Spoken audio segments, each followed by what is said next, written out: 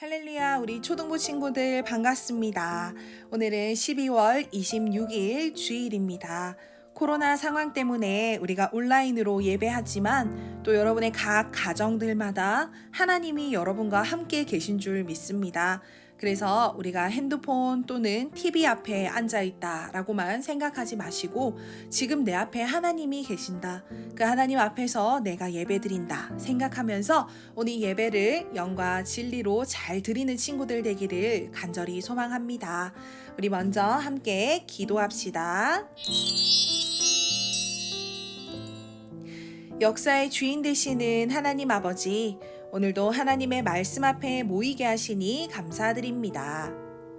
어떤 어려운 환경 가운데서도 사랑하는 영광교회 친구들을 변함없이 보호해 주시고 인도해 주셨음을 고백합니다.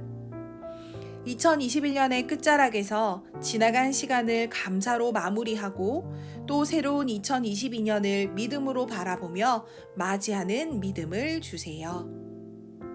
오늘도 말씀 들을 때에 성령님께서 친히 깨닫게 해주세요. 말씀을 듣고 깨닫고 살아내는 은혜가 있게 해주세요. 말씀이 우리 길에 빛이며 우리 발에 빛이 되기를 원합니다. 모든 선생님들과 친구들의 건강을 지켜주시며 우리 삶의 모든 순간에 하나님의 메시지를 발견하는 눈이 열리길 원합니다.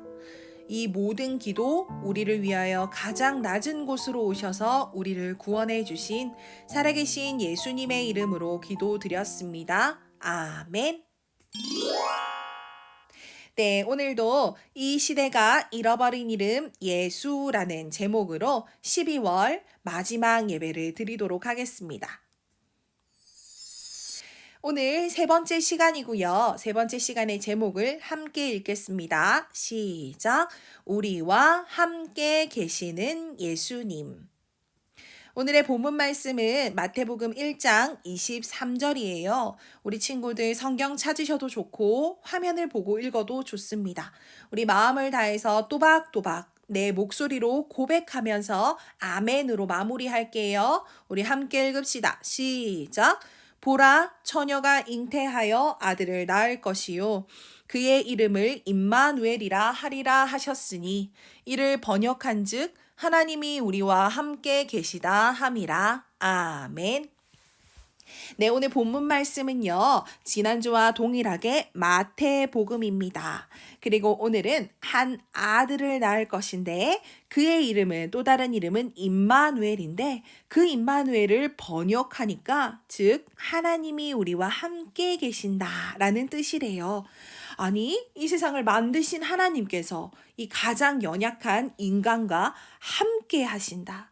우리가 못난 모습일 때도, 우리가 연약한 모습일 때도, 내가 죄를 지을 때도 하나님은 나를 떠나시는 것이 아니라 우리와 영원히 함께 계신다니 이 말씀이 어떤 의미가 있고 또 우리에게 얼마나 큰 복이 되는 말씀인지 오늘 말씀을 통해서 배우는 시간을 갖도록 하겠습니다. 우리 뒤로 넘어갈게요. 네, 오늘은요, 지난 시간에 이어서 계속해서 마태복음을 본문으로 하고 있어요. 그래서 왜 이 마태복음을 본문으로 할까? 마태는 어떤 사람이고, 마태복음은 어떤 배경으로 쓰여진 책일까를 오늘 먼저 알아보기를 원합니다. 여러분, 마태복음은요, 바로 이 그림을 좀 참고하면 좋겠어요. 지금요, 여기 한 분이 손으로 이리 오너라 하고 계시는 것 같아요. 이분은 바로 예수님입니다. 그리고 이 부르심에 반응하는 한 사람이 있네요. 네, 여기 벌떡 일어서 있는 이 사람이 바로 마태복음에 기록을 한 저자인 마태입니다.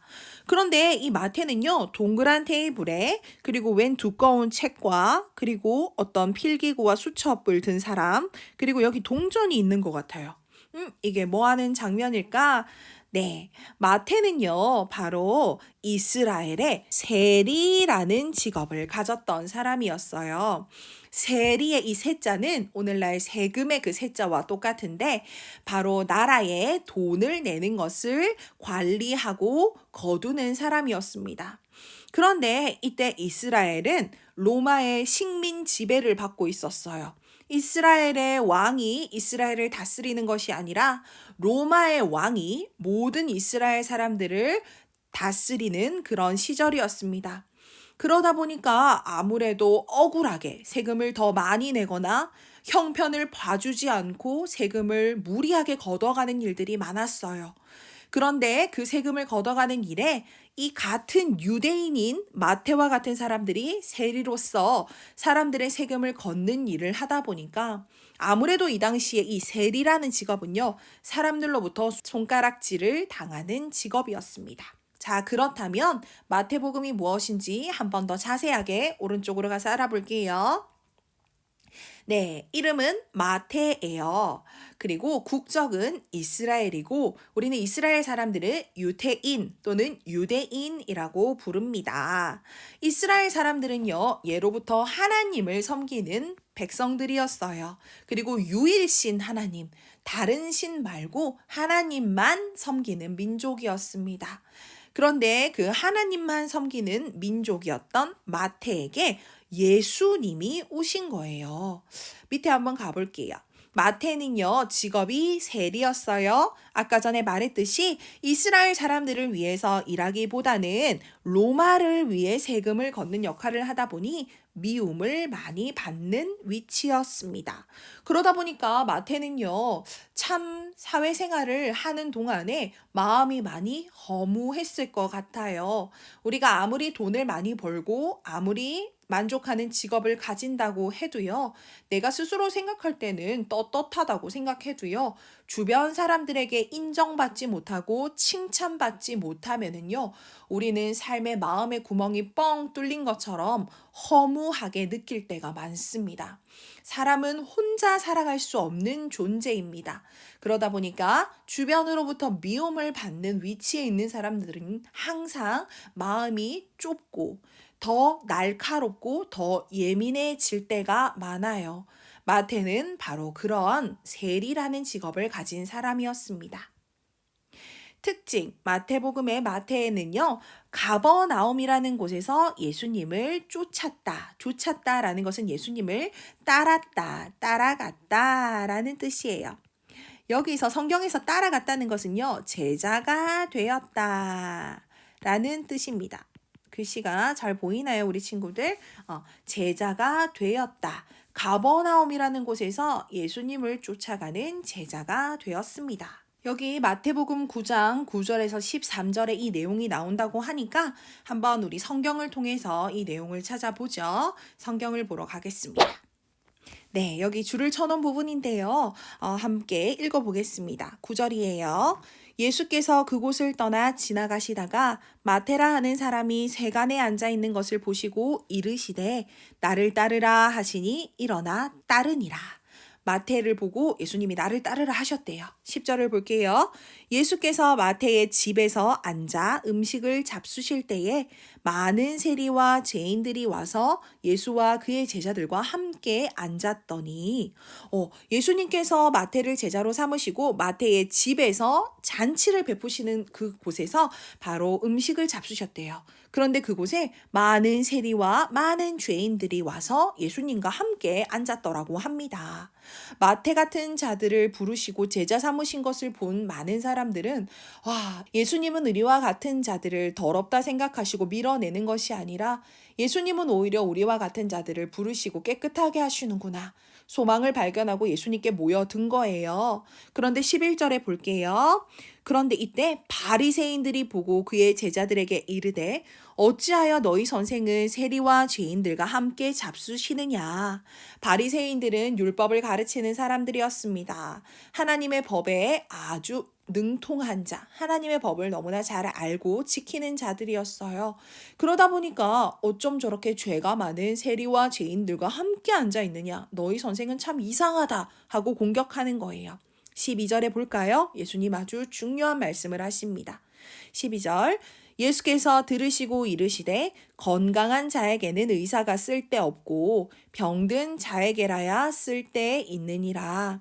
13절 너희는 가서 내가 긍휼을 원하고 제사를 원하지 아니하노라 하신 뜻이 무엇인지 배우라. 나는 의인을 부르러 온 것이 아니요 죄인을 부르러 왔노라 하시니라. 아멘. 예수님 12절 13절에 건강한 자에게 의사가 쓸데없고 병든 자에게 의사가 필요한 것처럼 나는 사실 건강한 자, 스스로 나는 무엇이든 완벽해 하는 자를 위해서 내가 온 것이 아니라 나는 부족해. 나는 참 가슴에 구멍이 뚫린 것처럼 마음이 채워지지 않아. 나는 구원이 필요해. 하는 자를 위해서 예수님이 왔다고 스스로 말씀하시는 거예요. 우리 친구들, 예수님께 절대로 용서받지 못할 죄는 없습니다. 용서받지 못할 죄는 없는데요. 용서받지 못할 마음은 있는 거예요. 난 잘못한 게 없어. 하나님이 뭔데 나를 용서해? 나는 아무것도 하나님께 구원받을 필요 없어. 라고 착각하는 마음은 용서받을 수가 없어요. 하지만 그 마음이 가난해지고 낮아져서 하나님 잘못했습니다. 하나님 살려주세요. 하나님 저는 구원이 필요한 죄인입니다. 라고 말하는 그 마음들은 언제든지 주님 기꺼이 용서하실 뿐만 아니라 우리를 멋진 제자로 삼아서 우리를 성장하고 성숙하게 해 주신다라고 주님 우리에게 약속하시는 부분이에요. 그럼 우리 다시 PPT로 돌아갈게요. 그래서 두 번째 보세요. 마태는 나를 멸시라는 것은 무시한다는 거예요. 핍박을 한다는 거예요. 나를 평소에 멸시하던 유대인을 대상으로 하여 구약을 인용하여 복음서를 썼대요. 성경에는 4가지 복음서가 있지요. 마태, 마가, 누가, 요한. 4가지 복음서는요. 전부 다 그 대상, 이것을 좀 읽거라 하고 하는 그 독자의 대상이 다 달라요. 목적도 조금씩 달라요. 그런데 특별히 마태는요. 자기를 평소에 무시하던 그런 유대인을 향해서 오히려 이 복음서를 쓴 거예요. 그러다 보니까 유대인들은 예전부터 하나님을 믿었다 그랬죠. 구약 성경에 나오는 하나님의 말씀은 모두가 믿고 따르고 있었던 민족이에요.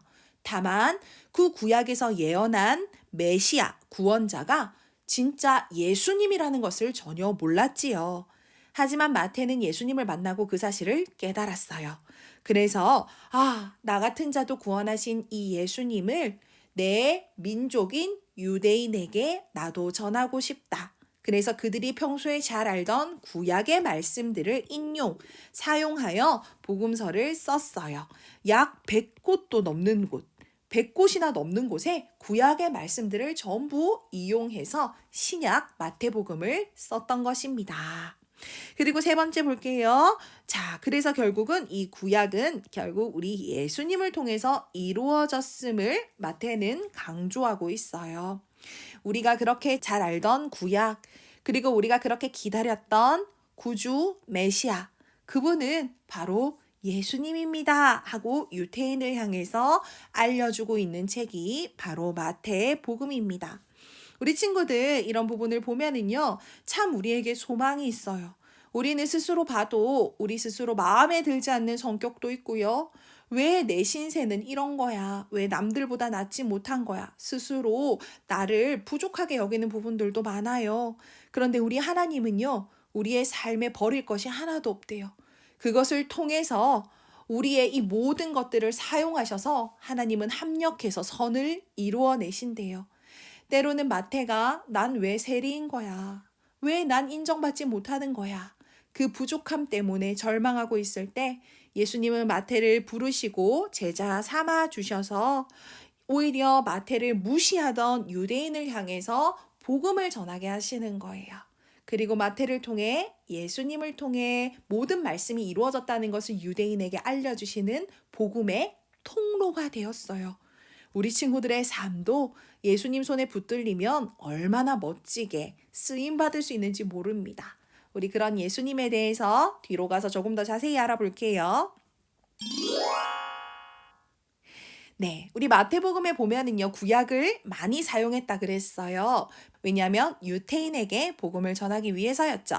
자, 주로 대표적인 오늘 본문 말씀에 쓴 구약의 부분은 바로 이사야 7장 14절이에요. 같이 읽어볼까요? 시작.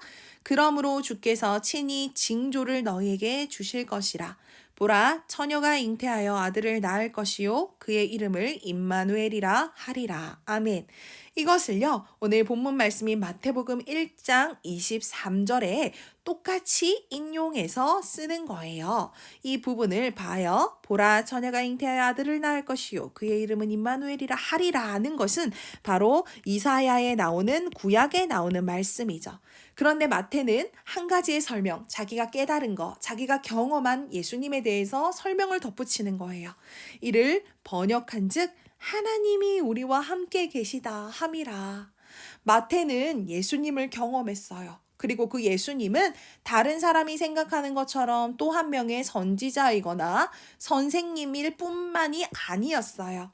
내가 믿고 내가 만난 예수님은 그냥 좋은 성품의 위인 정도가 아니었어요. 예수님은 구원자였습니다.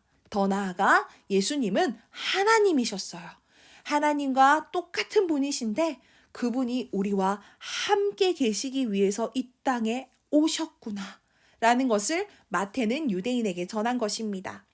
그래서 마태복음에만 100여 곳의 구약 성경을 인용했는데 그 부분마다 거의 이러한 말들이 많이 쓰여 있어요. 선지자로 하신 말씀을 이루려 하심이니 예수님이 하시는 많은 기적들, 예수님이 전하셨던 말씀들, 치료하신 것들 하는 그런 일들이 우리 예수님 그냥 심심해서 그냥 생각나서 하는 것들이 아니라 구약 성경에 하신 말씀, 선지자를 통해서 하나님이 미리 약속하셨던 것들을 오늘 예수님을 통해서 이루었습니다. 하나님이 예수님을 보내셔서 하나님 약속을 이루셨어요. 바로 이 예수님이 우리의 구원자입니다. 하고 마태는 선포하고 있는 것입니다. 하나님이 이 땅에 우리와 함께 계시기 위해서 오신 분이 바로 예수님이라고 배웠죠. 그것은 우리에게 가장 최고의 기적이다라는 것에 대해서 배울 거예요. 예수님이 육신, 우리 사람의 몸을 입고 오신 것을 세 글자로 줄여 말하면 성육신이라고 말해요. 우리 친구들 이거 나중에 성경 퀴즈 대회 할 때 반드시 나오니까 꼭 외웠으면 좋겠습니다. 성육신이에요. 거룩하다, 거룩하신 분이 우리의 몸, 육신을 입고 이 땅에 오셨어요 하는 뜻으로 성육신이라고 하는데요. 오른쪽에 있는 거 같이 읽읍시다. 시작. 신이 인간의 몸을 입고 인간 사이에 온 것. 자기 계시의 끝판왕이다 라고 전도사님이 적어놨어요. 성육신은 신이 인간의 몸을 입고 인간 사이에 오는 거예요. 그런데 하루 정도만 오는 것이 아니라 예수님의 성육신은 진짜 대단한 것이 예수님은요, 엄마의 뱃속부터 왔어요. 그래서 출산을 하고요. 아주 아무것도 못하는 아기의 모습으로 또 어린이의 모습으로 우리 친구들처럼 초등학생 나이의 모습으로 중학생, 고등학생, 대학생 나이의 모습으로 그리고 청년의 모습으로까지 예수님 이 땅에 사셨던 거예요. 우리와 똑같이 24시간을 보내고 우리와 똑같이 배고프고 때로는 외롭고 슬픔까지 다 겪으시면서 그리고 우리를 대신해 가장 큰 고통인 십자가에서 죽으시는 고통까지 겪으시면서 우리 사이에 와서 사셨던 것입니다. 자기 계시라는 단어가 여기 있는데요. 우리는 스스로 깨달아서 하나님을 알 수가 없어요. 그래서 계시라는 것은 무엇이냐면 하나님이 스스로 자기가 누군지를 우리에게 드러내는 거를 계시라고 하거든요. 하나님이 스스로를 우리에게 가르쳐 주시는 건데 예수님이 우리한테 잠시 와서 음성 5분만 들려주고 가는 것도 아니라 우리 가운데 와서 사셨다니. 이것은 자신을 드러내는 것 중에 가장 많이 드러내는 자기 계시의 끝판왕과 같은 개념인 거예요. 그러니까 예수님이 우리 가운데 오셔서 계셨던 성육신은 최고의 기적인 것입니다. 밑에 가서 더 알아볼게요. 당시에 보통 유대인들과 마태는요, 서로 다르게 가진 가치관들이 있었어요. 우리 지난 시간에 한 이야기를 들으면 세상을 보는 눈이 바뀐다고 그랬죠. 이야기의 힘이라 그랬는데, 마태는 예수님이라는 분을 만났고 복음의 이야기를 들었어요. 그런데 일반 유대인들은 구약 성경만 믿고 그리고 구약 성경의 관점으로 시선으로 세상을 바라봤어요. 근데 그게 얼마나 다른 결과를 낳는지 한번 볼게요. 유대인들은 이렇게 생각했어요. 구약의 말씀은 비유적으로 이루어질 거야. 비유라는 것은 그대로 이루어지는 것이 아니라 그 말씀인데 조금 더 다른 모양으로 나타난다는 거예요. 그러면서 이렇게 믿었대요. 예수님이 인간이 되는 건 절대 말도 안 돼. 당연해요. 왜냐하면 구약에 나오는 하나님은 모두 너무 거룩해서 사람이 함부로 가까이 할 수 없는 모습처럼만 보였거든요. 예를 들면 이사야 선지자는 하나님이 이사야를 부르셨을 때 하나님을 만났을 때 너무너무 깜짝 놀라서 화로다 나여 망하게 되었다. 와, 나는 이제 큰일 났다. 망했다. 라고 말했대요. 왜냐면 하나님은 너무너무 거룩하셔서 죄가 없으셔서 죄인인 우리가 하나님을 만나면 우리는 망할 존재처럼 여겨지는 거예요. 그건 불가능한 일이었어요. 그렇기 때문에 일반 유대인들은 아니 그 예수님이라는 분이 하나님의 아들이고 하나님과 똑같은 분이라면 그분이 인간이 된다고? 이건 절대 말도 안 돼! 라고 믿는 게 어떻게 보면 당연했던 거예요. 그런데 마태는 예수님을 경험했어요. 예수님을 귀로 들어 아는 것이 아니라 예수님을 경험했어요. 그러니까 마태는 어떻게 이제 가치관, 바라보는 눈이 바뀌었냐면 구약의 말씀이 문자 그대로 이루어졌어. 하나님이 약속하시고 하나님이 진짜 이루어내셨어.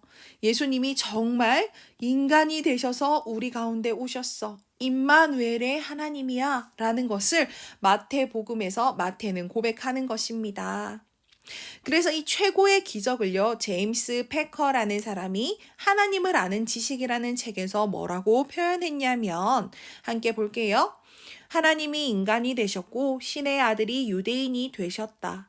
전능자는 못하는 게 없다는 거예요. 그런데 무력한 인간, 무력하다는 것은 힘이 전혀 없다는 것입니다. 전능자가 무력한 인간아기로 지상에 나타나셨다. 할 줄 아는 일이라고는 누워서 말똥말똥 바라보며 꼼지락거리고 소리를 내는 것 뿐이었다. 다른 모든 아이처럼 누가 먹여주고 기저귀를 갈아주고 말을 가르쳐야 했다. 세상의 어떤 이야기에도 성욕심만큼 기상천외한 이야기는 없다라고 표현해놨어요. 우리가 이 사람의 글을 보니까 하나님이 인간이 되신다는 것이 얼마나 놀라운 일인지를 좀 깨달을 수 있는 것 같아요. 이 세상에 말씀으로 천지를 창조하신 주인이신 하나님, 그리고 그와 동등한 똑같은 예수님께서 이 땅에 사람으로 오셨는데 아무것도 스스로 할 수 없는 아기의 모습으로 오셨다는 거예요. 꼼지락거리고 소리를 내며 누구의 손길이 거치지 않으면 아무것도 할 수 없는 가장 힘이 없는 존재인 아기로 이 땅에 오셨다니. 이것은 사람이 지어낸 이야기라고는 상상할 수 없을 만큼 너무 기상천외하대요. 기상천외하다는 것은 너무 말도 안 되는 거예요. 너무 놀랍고 말도 안 되는 이야기라는 거예요. 이런 이야기는 사람이 지어냈다고 생각할 수 없는 이야기이고 이것은 바로 진리구나. 하나님 진짜 그렇게 하셨구나. 라는 것을 우리는 알 수가 있는 것입니다. 마지막 페이지예요. 우리 집중해서 끝까지 봅시다. 그래서 오늘 이 내용을 정리하면은요. 하나님 우리에게 왜 오셨을까요? 바로 하나님이 우리에게서 만약 멀리 계시고 거룩하기만 하시다면 굳이 예수님을 통해 우리에게 내려오지 않았을 거예요. 하나님이 우리의 죄를 미워하시기만 하고 하나님이 우리가 죄인이면 지옥 보내기만 기뻐하셨다면 굳이 그의 아들 예수님을 통해 우리에게 오시지 않았을 거예요. 그냥 야 너희 스스로 노력해서 거룩해져서 구원을 얻어내라고 하셨을 거예요. 구원을 얻지 못하면 지옥에 가든지 라고 하는 하나님이라면 하나님이 예수님을 보낼 리가 없다는 것입니다. 우리 하나님은 그런 하나님이 아니라는 거죠.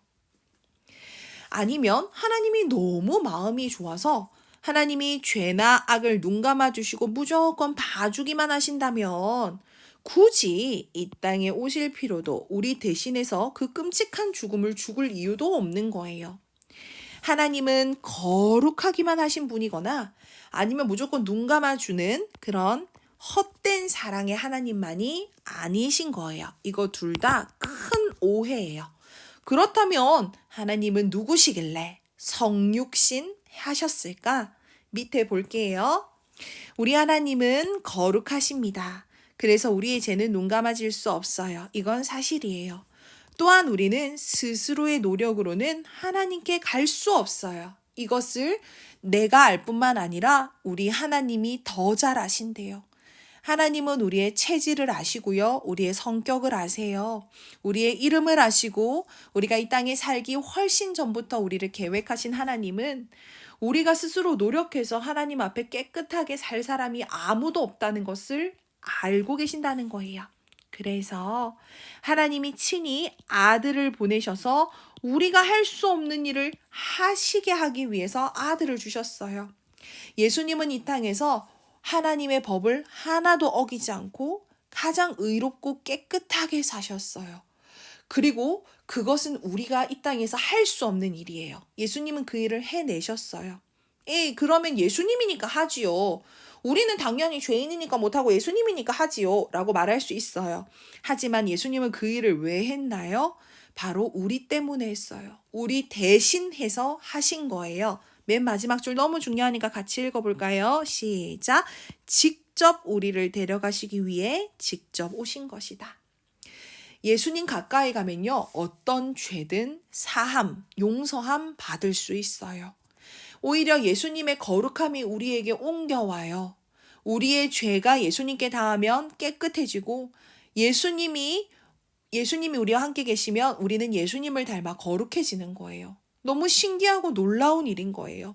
예수님이 십자가에서 우리의 모든 죄의 값을 다 지불했어요. 돈을 다 냈어요. 우리 죄에 대한 모든 벌을 다 받으셨어요. 그래서 이제 예수님을 믿는 자들에게는요, 예수님이 직접 데려가시는 은혜가 있는 거예요. 우리의 삶을 내가 책임지는 게 아니라 내 삶을 예수님이 직접 책임지시고, 그리고 이 삶이 끝나고 난 이후에도 하나님의 나라로 우리를 직접 데려가시는 거예요. 그 일을 위해서 성육신 하신 분이 바로 우리 예수님이십니다. 이것을 우리는 다른 말로 네 글자로 임마누엘이라고 해요. 하나님 우리와 함께 하신다라는 뜻입니다. 여러분, 저는 종종 여러분을 위해서 기도할 때에 이런 기도를 많이 해요. 하나님, 제가 우리 아이들을 위해서 기도합니다. 그런데 제가 이 아이들의 가정들마다 함께 갈 수 없고 제가 우리 아이들의 학교나 학원이나 길가마다 함께 할 수가 없습니다. 제가 아무리 아이들에게 말씀을 전해도 그 말씀을 매일매일 옆에서 똑같이 전해줄 수가 없습니다. 그런데 제가 하나님의 말씀을 전할 때에 성령님이 우리 아이들 마음속에 임재해 주셔서 우리 아이들 어디 가든지 성령님이 늘 그 길에 함께 하시고 하나님 우리 아이들과 늘 함께 해주시니 감사합니다. 세상 끝날까지 내가 너희와 항상 함께 있겠다 약속하신 하나님, 오늘도 우리 초등부 친구들 한 명 한 명을 지키고 보호해 주세요 라는 기도를 많이 해요. 우리 친구들, 오늘 우리의 가장 큰 축복, 임마누엘의 축복이 무엇인지 배웠습니다. 임마누엘의 축복을 깨닫지 못했다면 오늘부터는 마음이 힘들 때, 그리고 인생에 해결되지 않는 문제나 죄가 있을 때마다 나와 함께 하시는 하나님께 기도하십시오. 하나님 도와주세요. 하나님 살려주세요. 하나님 치료해 주세요. 그 기도 가운데 하나님이 함께 계신다는 사실을 깨닫게 하여 주실 줄 믿습니다. 네, 오늘은 여기까지고 광고하겠습니다. 오늘 예배드린 여러분의 모습을 부모님께 찍어달라고 하거나 아니면 여러분의 노트 필기를 사진으로 찍어서 각 반 담임 선생님께 전해주세요. 인증샷을 보내준 친구들을 모아서 1월 달에 선물을 드리도록 하겠습니다. 그리고 우리 친구도 요즘 웅상 지역에 코로나가 많이 확산되고 있지요. 학교마다 많은 큰일을 겪고 있는데 우리 친구들 개인 위생, 손 씻기 마스크에 신경 써주시고요. 무엇보다 내 생명의 주관자 되시는 하나님이 나와 함께 하심을 믿고 기도함으로 우리의 마음을 잘 지키는 은혜가 있기를 간절히 소망합니다. 우리 친구들 너무 수고하셨습니다. 한 주간도 주님과 동행하는 은혜를 누리길 원합니다. 다음 시간에 뵙겠습니다. 할렐루야.